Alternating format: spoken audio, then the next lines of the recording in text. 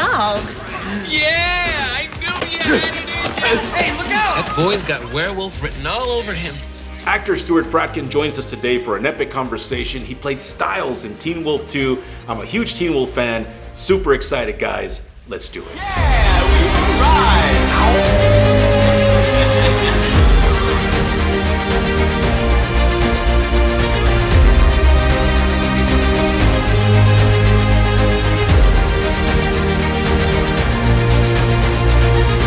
Mr. Stewart, thank you so much for being here. I really appreciate it. Teen Wolf 2, 1987. It's almost been 40 years, man. I mean, what comes to mind after 40 years? That's a great question, Chris. I mean, a lot of emotions are inspired by that movie. It was, first and foremost, it was an absolute pleasure to be part of that franchise, you know, coming from the success of the original Michael J. Fox vehicle, going from Michael to Jason. I thought that was a brilliant marketing move. But, you know, a lot of emotions come to the forefront. The fact that I was so young and it was one of my first, you know, large opportunities as an actor, in essence, taking over for Jerry. So I always, when somebody asks me specifically about Teen Wolf 2 versus Teen Wolf, I'll always say that the character of Stiles had a different first name in the first one than he had in the second one. So in my mind, they were related, but they weren't the same character. I love this movie, and whether you've seen the first one or not, I mean, Teen Wolf 2 can stand all by itself. I mean, yes, there are references to the first one, which I love, but it's its own universe. I mean, back in the day, as a kid, my dad would just show up with movies he rented, and I knew nothing about anything. I mean, there was no YouTube, no internet, and the cases, they were just like those white, foggy cases or whatever, right. And he would just put the movie in. And so I felt like that really did benefit me growing up, because every movie that I would watch, I mean, there were no expectations. I would watch and appreciate. It was just, everything was new. And so even though I was a fan of the first one, this one, it immediately felt like this is Teen Wolf, but this is Todd's world. This is Todd's Stiles, Todd's Chubby, and I love it, man. I didn't want to be influenced by the other actor's performance. I thought that I would take on my particular character based on what was in the script. So I hadn't seen the first one until after the second one was shot. One of the first days of shooting it was the scene outside when Todd arrives with Mr. H in the van. And so we were all outside of the college, and I was sitting next to Jim Hampton. And at that time, 87, not a lot of people really, probably my age at the time, knew Jim from his previous work. So I said to him, hey, Mr. Hampton, I just want to say I'm a huge, huge fan. And he was like, what do you remember me from? And I said, Caretaker. Hell yeah, Longest Yard. And he was like, you saw that? And I said, absolutely. That got us off to a nice relationship. That guy was just a great guy, an absolute professional, and it was a thrill to work with him. And John Astin too, who was in it. I didn't have a lot of scenes with him, but I went on to do a TV show years later called They Came from Outer Space, and John was a guest on that show as well, so I got to work with John Astin twice. Legends. What was Jason like off camera? Had you met him before the movie? Not knowing Jason prior to doing the movie and then getting to know him the first couple of days of those rehearsals and then on set, I was totally like, this kid is a total superstar. Who you see today is who I saw back in 1987. I just knew this kid had it. He was confident, he was talented, he was witty, he was quick on his feet, he was professional, and he could improvise with the best of them. You could just see this guy was a pro. The script for the one that we shot was very different than the original script I read when I was auditioning. So if you go to my website, stuartfratkin.com, you'll see all those old, scripts, call sheets, set photos. I uploaded all that. I thought that would be fun for fans to see if they ever were interested in my actual shooting script from that movie, in addition to all the other stuff I've done in the past, Ski School and Under the Boardwalk and Friends, I think is up there. So all that original stuff is all uploaded on my website. I think the studio got cold feet. They were trying to create a different movie from the first one, and I think they got scared that the formula needed to be similar to the first one. There are scenes that were deleted. I wish they existed somewhere, Chris. I don't know where they are, but there were some scenes that were in the script that were deleted from the final cut. Wow. Well, the first scene that comes to mind is from the trailer where Todd's in the bathroom and he's trying to deny his what's happening. You're right, Chris. That is one of the scenes that was deleted. Yeah.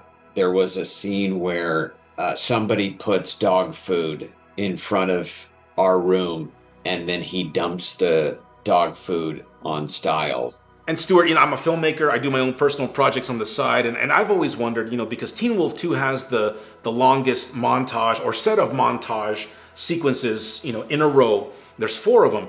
There's the "Do You Love Me" scene, right, which is more of a musical, but then it transitions right into the frisbee scene. Then it goes into the boxing, right? And then you think it's over. There's like a few seconds with Gus, and then it just keeps going, and then it goes right into the car. True. I always wondered, were there other scenes that we didn't get to see, or they were trying to hide? Maybe there were some audio issues, or they didn't get to, shoot. That's a great question, Chris. I don't know, but that's, I never really thought about it. That that one montage goes into another montage, but you are right. The "Do You Love Me" song is, when we were doing it, I was kind of like, what the hell's going on here? I mean, they hired all these dancers, and they all got this specific choreography, and it's a typical like 80s teen, montage.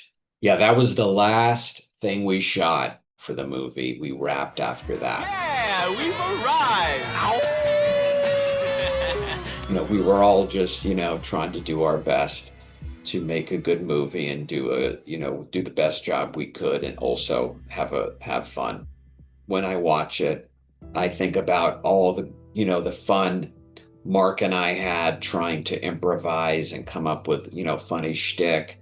I think about meeting Jason Bateman and Esty Chandler. I think about, being romantically involved with one of the other female cast members. Please tell me it was Rachel. It was Rachel, yes. You hound. Congrats, man. That's freaking awesome. And the reason that I ask is because, when I was younger, when I would watch it, I was always focused on the hero and, of course, the love interest. But over time, and now as a filmmaker, it's all these things that I notice and reflect differently on.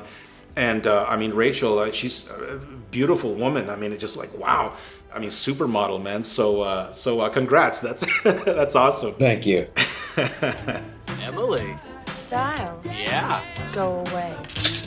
Yeah. Had a great time.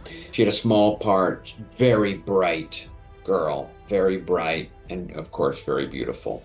When you're working closely with a group of actors and crew for 6 weeks to 2 months, if longer, if you're doing a TV series, it's absolutely like having a family. Yeah, I get it, man. You're doing what you love, and you're around people that are doing what they love, and it's almost like it's a time where you kind of get to fully be yourself, depending on where you come from and all that kind of stuff. So I get it, man. The connection is that's cool, man. That's really cool. Another actor kind of compared it to being an orphan.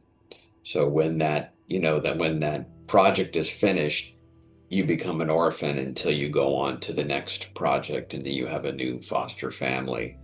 And I miss that about working consistently, that feeling of family, camaraderie, those inside jokes you share. That's why a couple of the projects that I've done that I've had, longer experiences, they're very vivid to me some of the stories that I tell. And whether it was before Teen Wolf or after, I mean, again, it's almost been 40 years. I mean, is there another project that stands out, or maybe a project that you didn't get that comes to mind? Sure. Everything that I did with Dean Cameron, from rewriting scenes on Ski School that just felt perfect, they just felt right for us at the time, and then parlaying that into our own TV show in the early 90s that should have gone on. And we just had, as Dean would say, we had lightning in a bottle. Everything that I ever wanted to do and everything I ever wanted to be as an actor were encapsulated into those two projects when I was, in my 20s. I've been very lucky. I've been able to achieve a lot of my goals throughout, my life, especially in entertainment. There were certain things, very specific things that I wanted to achieve when I was younger. And once I achieved them and I was able to not necessarily scratch that itch, but when you have the passion and you want to be an actor and that's all you want to be, the thing about the business is you have to constantly reinvent yourself. And if you don't reinvent yourself, you sort of get pushed to the sidelines. And so it's a tough business and it's hard to make a living. And so at one point I had to make a decision to put my career on hold and support my family. This profession, as you know, you can do it at any time. So I'd like to definitely promote the movie that I executive produced and I co-star in, called Don't Say It. That is a sweet little rom-com script about how two people who are on different paths in their 40s come together and they find love with each other. That is available on all the streaming services are available. So I'd like to continue to do that and find projects that I can help to get off the ground and produce. And if there's a role in it for me, wonderful. And if there isn't, I'm okay with that too. And there is always a path in entertainment if you pursue it. That's awesome. Mr. Stuart, thank you so much for being here. I really appreciate it. Super congrats on all your incredible work, talent, and success. I'm definitely going to check out your recent film, your website. I want to read the original script, man. That's that's so awesome. Guys, thank you so much for watching. Happy 4th of July to all of you and your families. Thank you for all your love and support. I really appreciate it. Rewatch Teen Wolf 2. Check out Stuart's website. Thank you for watching. Thank you for believing. And we'll see you soon. Cheers.